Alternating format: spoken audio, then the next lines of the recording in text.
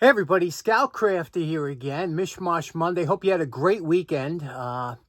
We had our first taste here of cool weather. It's been very hot. As you know, most of the country's been going through a heat wave, but all of a sudden it breaks, and you get a nice cool evening. And since you're so accustomed to the heat, it feels cooler than it is. So it was lovely. Nothing in the world like taking a hot shower on a cold morning, right? It's just a great feeling. And had to service my oil. I have an old oil burner, American Standard, older than me. And I had to service it the other day. So check that out.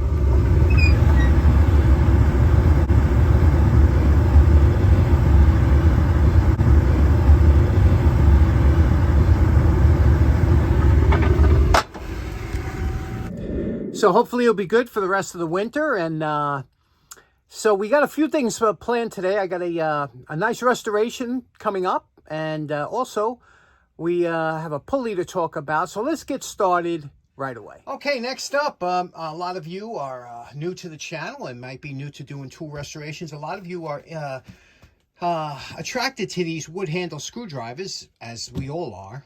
They're beautiful screwdrivers. The problem, a lot of times they're called perfect handle screwdrivers from a company that was popular making, but the problem is they are far from perfect. Anytime you have wood and steel together, the contraction, a lot of these would loosen up. They'd shrink over time and they'd be loose or whatever the case may be. However, if you ever get a screwdriver from Germany, you see this one here? It's Germany. I believe it says Germany on there. But these German ones, these with the extra large rivets, they always seem to hold up. And they usually had either a hexagon, or this one's a square shank up here you could put a wrench on. They were usually a little bit better than the so-called perfect handles as far as staying tight. This one here has a slight bend to it. You could see that. But the tip, look at the tip, surprisingly in almost pristine condition. So this one wasn't abused. And also here you got to look at the back, it wasn't beat on. So we have a real nice example here, and I'd like to preserve it in that way. So what we're going to do, there is some dings on the wood here, you see that, some gouges taken out, so that's going to be tough there. But other than that, let's clean it up. A real quick one. Let's get to the dake and straighten out that bend. Everybody's favorite, the dake. Let's take a look at the setup here. Now, as much as we hate to admit it, the steel on these screwdrivers was inferior, kind of a softer grade steel. However, you can see here we have it just between two blocks of wood. And again, just because of the angle, it's going to be set up to put the high spot under there, and then we'll press it down, see what happens. Okay, again, you're going to look for the high spot on the screwdriver, which would be about here. So we'll put the flat blade there. We'll put the handle under here, and you try and get it as close as you can to the high spot, which is, like I said, right about there. Now, you're going to see quite a bit of flexing going on. Look how easy. We don't even have a half a ton. There we go. Here we have a ton. And it usually likes to bend where it bent before. So you could see there's a bow now underneath, but it'll spring back. Okay. And let's see how close we came. Wow. I got to tell you, I'm pretty good at this as far as first time getting it straight. So there we go. This is good to go. Sometimes you just get lucky when you're over there or something. Again, these were kind of, I don't know how they were perfect from the factory, but now what we're going to do is we're going to take it first to the wire brush, make sure we'll maintain this lettering, and then we'll take it to the belt sander. Here's our post-wire brush evaluation. Now, I took a couple pictures of the stamping here. I can't make it out. Maybe you know out there what it is. I'll insert it in here, and also here's the maker's mark or whatever. But now you can see you're always going to get some staining, and we have that staining in here. You see that? And there's really nothing you could do with that staining unless you have to kind of use the belt sander to get under it. That's the only way to do it. So we'll do that. And again, we didn't go crazy on the handle because we have to hit that with the belt sander. But these notches, you'll never get them out. There's nothing you could do. They're too deep. But you just go around it, and we'll live with it.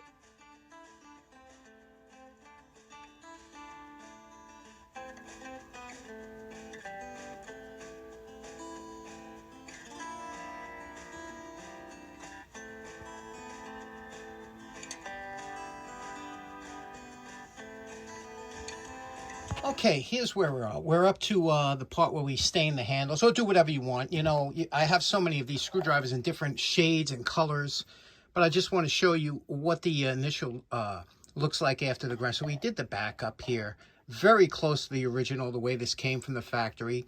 I did not touch this with anything but the fiber wheel because I wanted to maintain that deep, beautiful stamping, whatever it is. I don't think this ever had a wrench on it. Look how beautiful the shaft came out. And I also left this because that's the original grind. You never see these that, you know, have the original grind. So I want to keep it as close to original as I could. I want to come up with a decent handle stain. And then we'll coat it with maybe some kind of clear or something. But that's what we got. Very nice, right? I know a lot of you like that raw look, that raw wood look. And a lot of you are saying, stop now. Okay, today I was feeling like a little red mahogany. And I know you're saying, well, that's kind of a dark stain. You know, I like a lighter, but like I said, I have a bunch of these in all different colors. I want to show you a trick, though. Stain, it's all according to how dark or light you want it. It depends on the wood. Here we have a soft pine, right?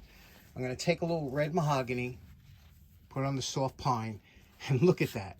That's dark, right? You say, wow, that was dark. Now, this is a harder wood here, whatever birch or something like that, a harder wood. So I'm going to show you if I put it on here like this, okay, put it on, let it soak in for a second and wipe it off, you'll see that it's not quite as dark. And the reason I'm doing the darker stains because to hide, remember we had damage to the scales. A lot of times this will help hide the damage. So we're putting it on here, okay, just with a piece of paper towel. Now, there we go. That's the red mahogany. Now, normally you put that aside and let it wait or something. But if you take it now and you start burnishing it, like kind of rubbing it in, you can see you can lighten it up a little bit. It gives a little bit more of a classic look to it, you see? And if you have a dark area like over here where that damn damage was, you can, you know, you could really pull down on it. Or you could, if you wanted a little darker, you could just put a little bit more stain on there and let it soak in. So you can control with one color, you can have a few different shades. Now here's the problem you have when you have damage. You could see here it absorbs the color in a different way and it makes it look kind of blotchy. So I'm going to go a whole different route on this coloring. Okay, next up we were talking about pulleys and snap. This is a pulley. This don't come apart. So this you have to thread in here. This here, you can see here. Oh, this is heavy. It's a McKissick. Can you see that? McKissick? These are really high quality. They're expensive. These things cost you a small fortune for this thing. And but I got this obviously used, and you could see here, I want to talk a little bit about, you could see, I don't know, usually they come apart. There's a little O-ring here or a snap ring that you pop off. Later on, we will find out when we clean it up and wire brush it what exactly is there. So I'm going to dump this whole thing in vinegar. We'll come back tomorrow and then we'll talk about it. Okay, here we have 24 hours in the vinegar, scrubbed with a hand wire brush and some of that copper. It's like a steel wool, but it's a copper pad, coarse. And we got, you know, you see you get all the rust off, some of the flaking paint. Did the wheel. The wheel is important. I'll go over that why in a minute. But you see we got all the rust off there. It's nice and smooth. We did the top hook here with the regular wire brush, but now we're going to take it to my industrial wire brush, and we're going to wire brush the whole thing down, prep it for paint.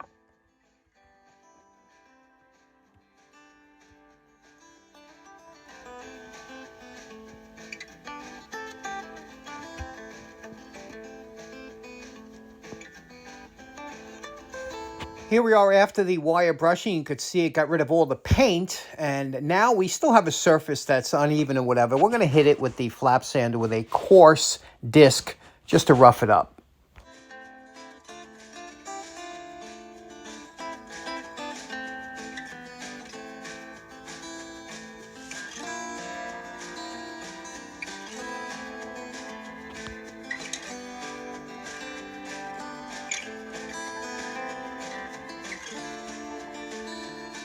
Okay, here's where we're at. Now, because I cleaned up this whole area, I don't know if you could see that. Let me try and get some better light down here. Can you see that? Right there.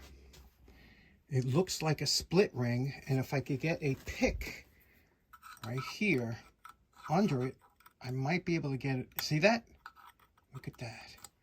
If I get that pick, it looks like a weird kind of spring. You see that? This is the kind of thing that shoots across the shop when you're halfway off. Here we go. And Bob is your uncle.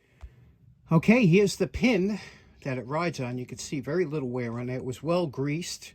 We will remove that Zerk fitting and clean everything out in there. Here's a wash, another spring on the other side, so you can remove, I guess, either side.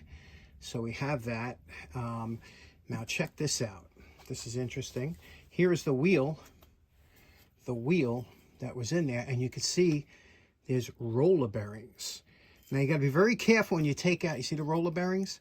You got to be very careful when you remove this, because sometimes the bearings are just placed, but these have pins in it, so they're captive. We'll clean that out, grease it, and clean up the wheel.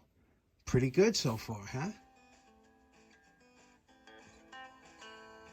Okay, here's where we're at on this one. We're going to have to do a two-parter on the pulley, because I don't want to rush it, and I do want to spray it or coat it something. Anyway, got all the rust off the pulley here. This was really rusted, but the vinegar really softened it up. I got it out using the Dremel and whatnot.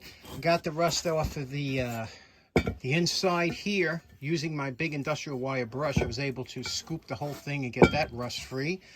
And we have to soak the bearings and work on that. We'll do that next video, and then we'll also you know, try and get some kind of finish on here, because like I said, the rust is gone. I'll leave some of the scratches on there. That's really good for paint adhesion, you know, those little nicks, because I'm not worried about having a mirror finish, but I just want something that's going to last. So we'll come back to that. Okay, getting back to the screwdriver. Well, you remember what it looked like before we started. And we're calling this project done. See what we went here with. We went with a nice shade of green. I love that. I love staining wood different colors. And this one here, it just it's almost like marbleized. And you could see we did the top, and the, you know, the shaft was in great shape, and you know, the obviously the face was good, the tip, but all cleaned up, polished up. Again, we didn't touch this. I don't think there's ever been a wrench on there. You don't usually see that. So just nice, right? That's just a nice color, nice shade, something different. Really stands out when you have a bunch of these together. So let me know. What do you think? Are you on board with the color? Okay, so in closing, we got quite a bit done this episode, and on Wednesday, we'll finish up with that. Hopefully, if we get some nice weather, I want to spray it outside, and we're not looking for a factory finish. We're looking for just something that will stop it from rusting and be durable. Hope you enjoyed today's episode. Have a great day. We'll see you again on Wednesday. Take care now.